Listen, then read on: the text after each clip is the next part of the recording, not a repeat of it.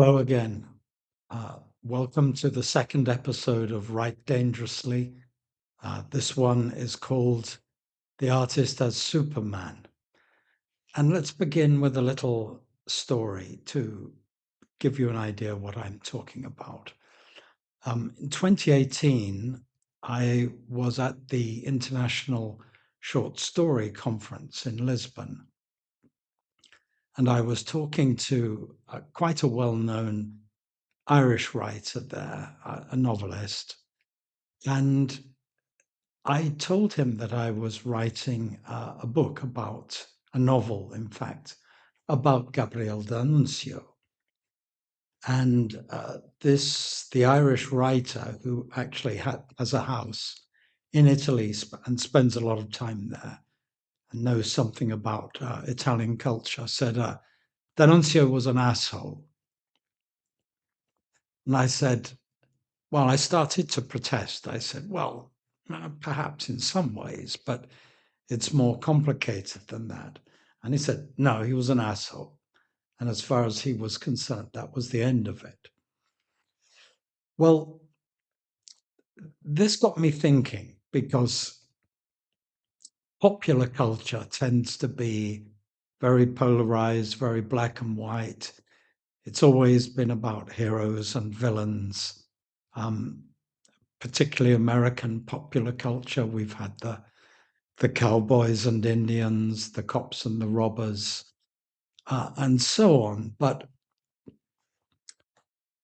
at least when I was younger, in the fairly recent past, highbrow culture was much more sophisticated than that. But it occurs to me that in the last 20 or 30 years, say, even highbrow culture has become increasingly polarized, increasingly infantile, increasingly intolerant of complexity.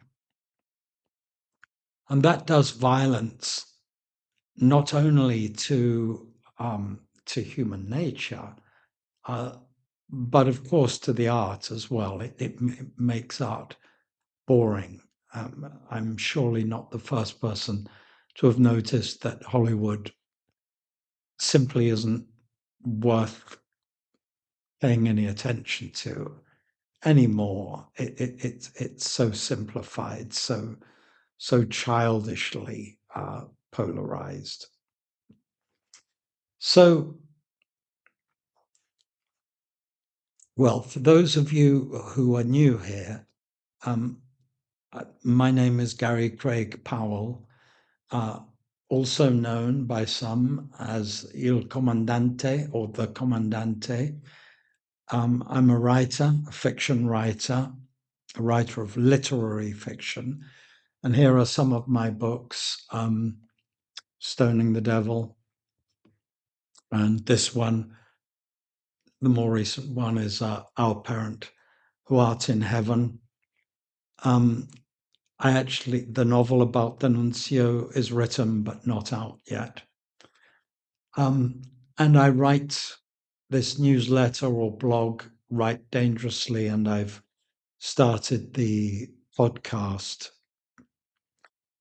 And the intention is to shine a light on more complex writers who who take the mythic into account, writers who are not afraid of heroic themes, writers who are aware of the sacred dimension in human affairs, which has been lost too much in recent years by writers focusing on victimization and really childish narratives of oppression, colonialization, toxic masculinity, and so on. All of these narratives, which give them an excuse not to think, really. So, Yes, in fact, in some ways, perhaps D'Annunzio was an arsehole. I I don't admire everything about him by any means, and I don't intend only to speak about him in these podcasts. He's really just the impetus for starting the podcast. Um, but I do admire certain things about him, and perhaps what I admire most about him is that he was fearless, both as a writer and as a man. And he was extraordinarily successful in a large number of domains of life, far more than most. So I'm interested in Jungian psychology, as some of you know, and it occurs to me that it might be worth discussing uh, a book by Robert L. Moore, which is called King, Warrior, Magician, Lover. It's very much a Jungian take, an archetypal take on masculine psychology.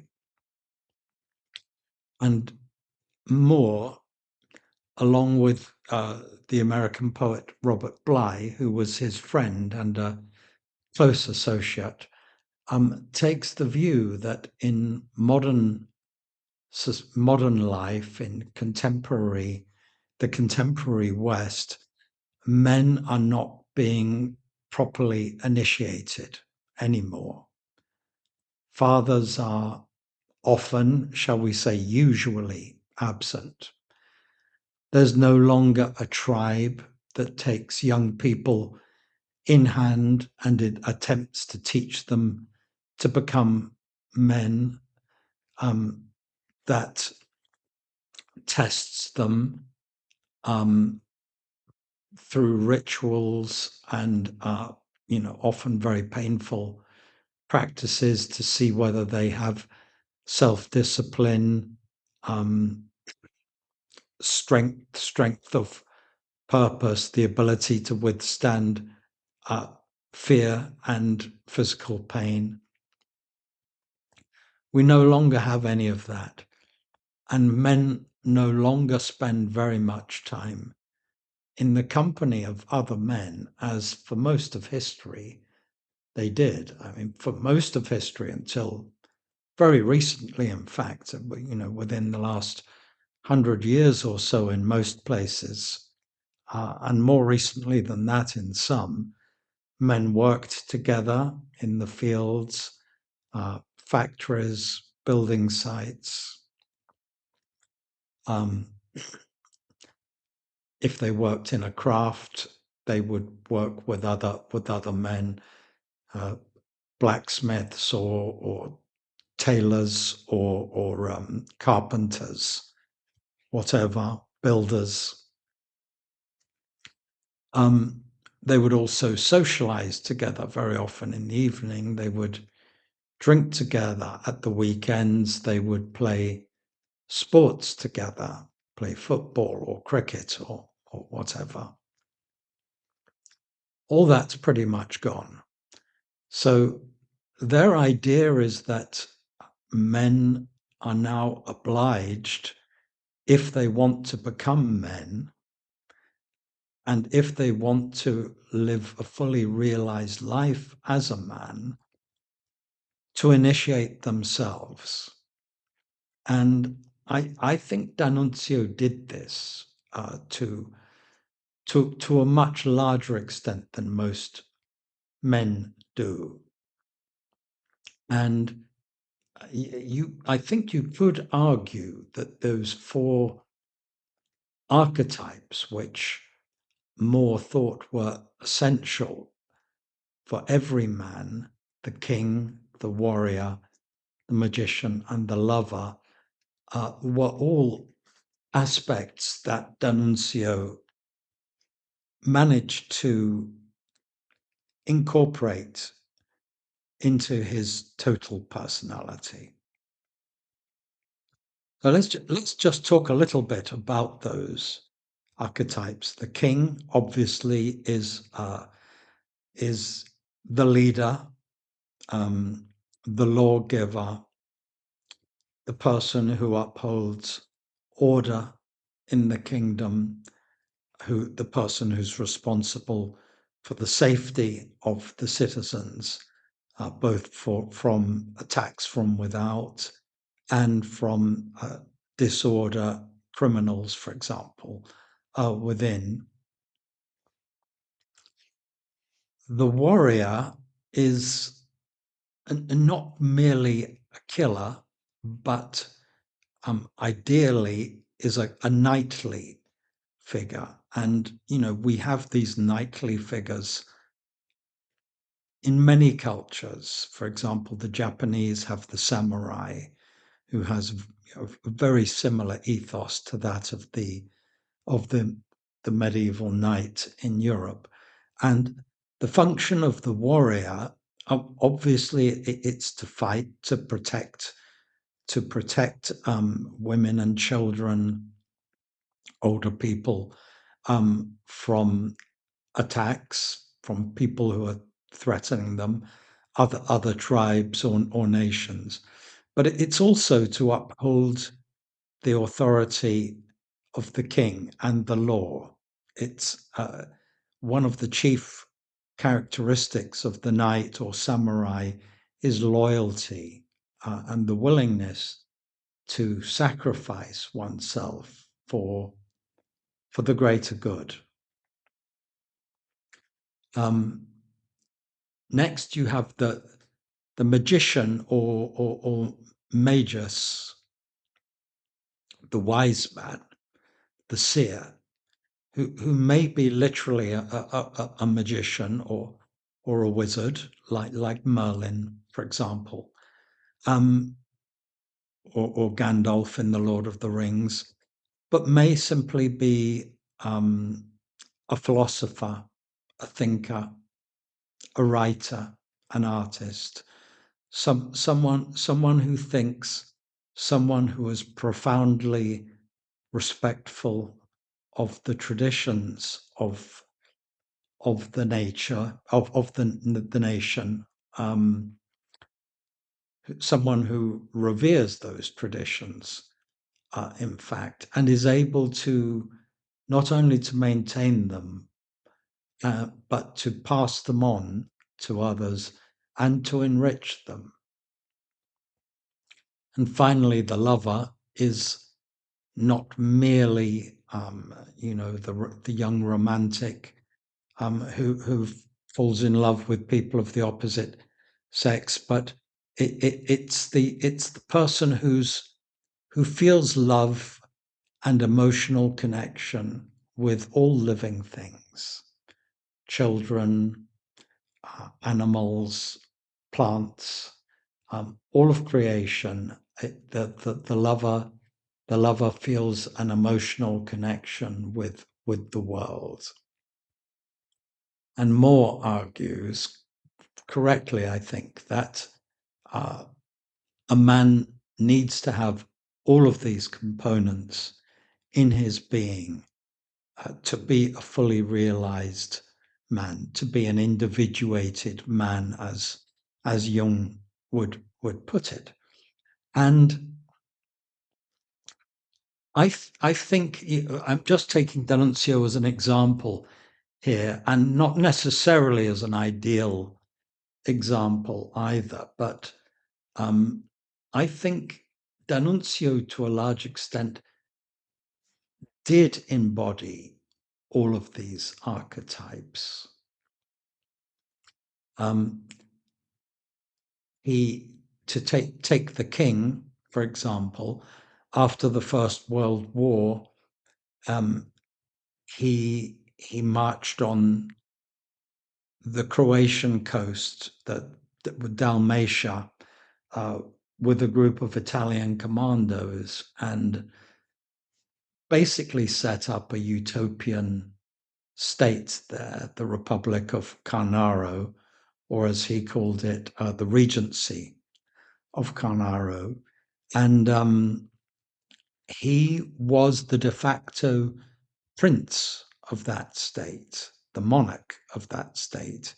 He he gave the laws, he made the political decisions, um, he organized the economy, he set up the very frequent festivals, which were enjoyed by the people. So he was, to all intents and purposes, a king of this short-lived state. A very unusual position for a poet to find himself in. He was also a war hero, a warrior, as I pointed out in the last episode. Even though he joined the armed forces at the age of 52 in 1915, he became the most decorated uh, serviceman in the Italian forces, um, pulled off some incredible exploits, which I may mention in some later episodes. He was a writer, um, thinker. I mean, I don't claim that he was a particularly deep philosopher, although he did read philosophy. He read a lot of Eastern esoteric philosophy. He was very interested in Buddhism and the Vedanta, for example. I think Taoism too, um, as well as contemporary philosophy. And if he wasn't the wisest of men, he was certainly a highly cultured man and one who was deeply embedded in the tradition of Western civilization.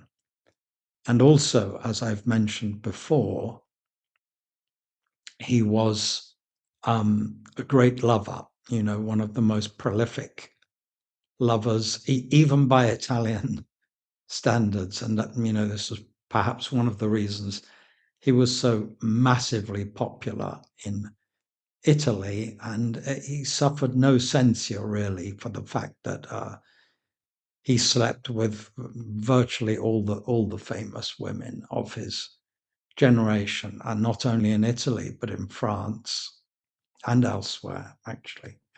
Um, so, in many ways, he was a very successful man, despite despite the fact that he did not come from a rich or aristocratic background, and he was not very good looking. He was not very tall. He was bold. He didn't have that much going for him physically or in terms of external attributes. He was very much a self-made man. He was very much a man who created his own image. And in the picture I've attached to this video, if you can see it, um, you can see it's called the Michetti portrait. Michetti was an artist who was a friend of his, and this portrait was made in 1895 when D'Annunzio was 32. He had just returned from uh, a long trip. I think it was at least 6 months, on a yacht, a sailing yacht, this would have been, to Greece. And the picture shows a very interesting psychological transformation. If you look at the portraits of the youthful D'Annunzio, the very youthful D'Annunzio, he began publishing poetry when he was 16, I think, 16 or 17. You see a curly haired, very sensitive looking, kind of melancholy aesthete, a typical poet, really. And yet in this picture, you see a look of steely determination, uh, ruthlessness, coldness, um, perhaps even cruelty. Some people have commented that he looks cruel in the picture. That may be so. Um, People noticed that his moustaches, which he curled up with wax, look like barbed hooks, for example. But it's more the focus of his gaze, the sort of steely gaze, I think, that shocked people after his return from Greece. And we don't know exactly what happened to him in Greece. We know that he read Nietzsche, and he had certainly read Thus Spake Zarathustra. And he seemed to very consciously decide that he was going to be a Superman, that he was going to achieve things which no other man, certainly no other poet, had achieved before. He was going to overcome all his doubts and his weaknesses and live an extraordinary life. And in my novel, in fact, there's a scene on Mount Olympus. He climbs to the top of Mount Olympus, as I did myself about 30 years ago. And there, when he reaches the home of the gods, the Greek gods, um, colossal thunderstorm breaks out. Thunder is cracking all around him. Uh, Lightning is flashing all around him. And he has this sudden epiphany that he is like an eagle. He is invincible, indomitable, and he has limitless power, limitless potential. Now, to be honest, I'm a fiction writer, and sometimes I do my research, but sometimes after I've written the books, I can't remember what I've made up and what what was really true.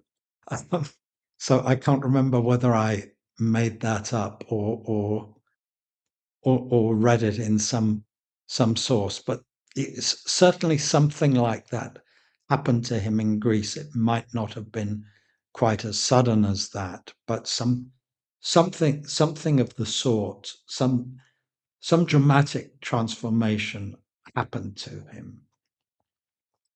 And anyway, in future episodes, I want to look at other writers who had a heroic dimension to their lives.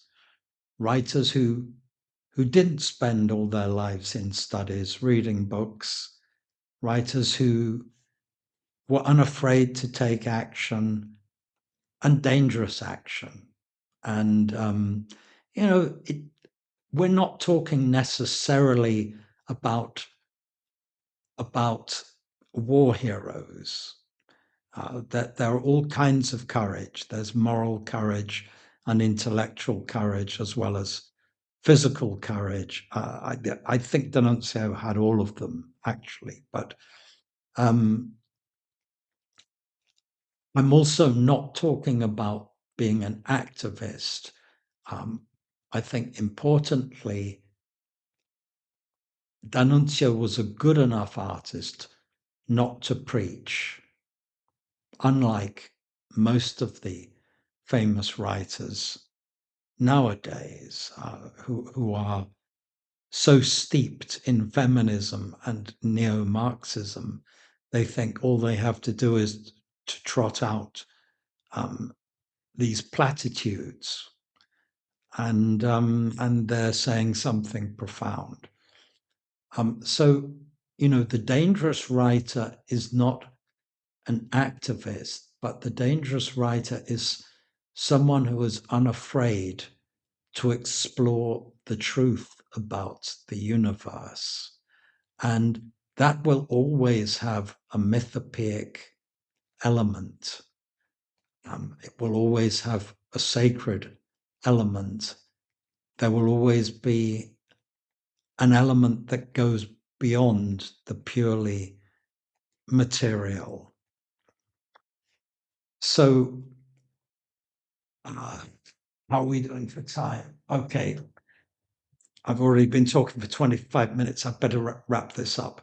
Um, Before I go, uh, one of my listeners um, last week suggested that I give a book recommendation. I'd like to do that. I want to recommend books written by what I consider to be dangerous writers, fearless writers, um, writers who challenge the way we think and feel about life. Well, and I also want to recommend books which are no longer being recommended in the universities um, because the woke don't like them. They're not politically correct. So the one I want to recommend first is She, S-H-E, by H. Rider Haggard. It's a British novel. It's a kind of fantasy adventure, which maybe makes it sound escapist and childish. It's actually an exciting adventure novel, but it's much more than that. It has a lot of psychological profundity to it. Jungians often recommend the book as one that gives a very good symbolic portrayal of the anima, which is the archetype of the feminine side of the man's psyche. And there's a fascinating character in the book. Her name is Aisha, and she's Arab by birth, but she rules over an African people in a lost kingdom in a very remote part of Africa, which Europeans don't know yet. And she is greatly feared by the Africans she rules over. They call her she who must be obeyed, and they have very good reason to fear her. She's a formidable woman with incredible powers, and she appears to have been alive since the time of King Solomon. It may sound silly, but it's not. It has this mythical dimension that if you're willing to suspend disbelief, you'll see has a great deal of psychological and philosophical depth to it. Anyway, that's my recommendation for this week. She by H. Rider Haggard. And so, my fellow free spirits over men and over women, I shall bid you adieu for the time being and urge you to live dangerously, as Nietzsche urged you. And if you're writers, write dangerously, create dangerously. Don't be afraid to go against the grain of what the elite, our currently incredibly stupid elite, insists is the only way to create. Be yourself, be unafraid, Reach for the heights, reach for the eternal. Live and write dangerously. Bye bye.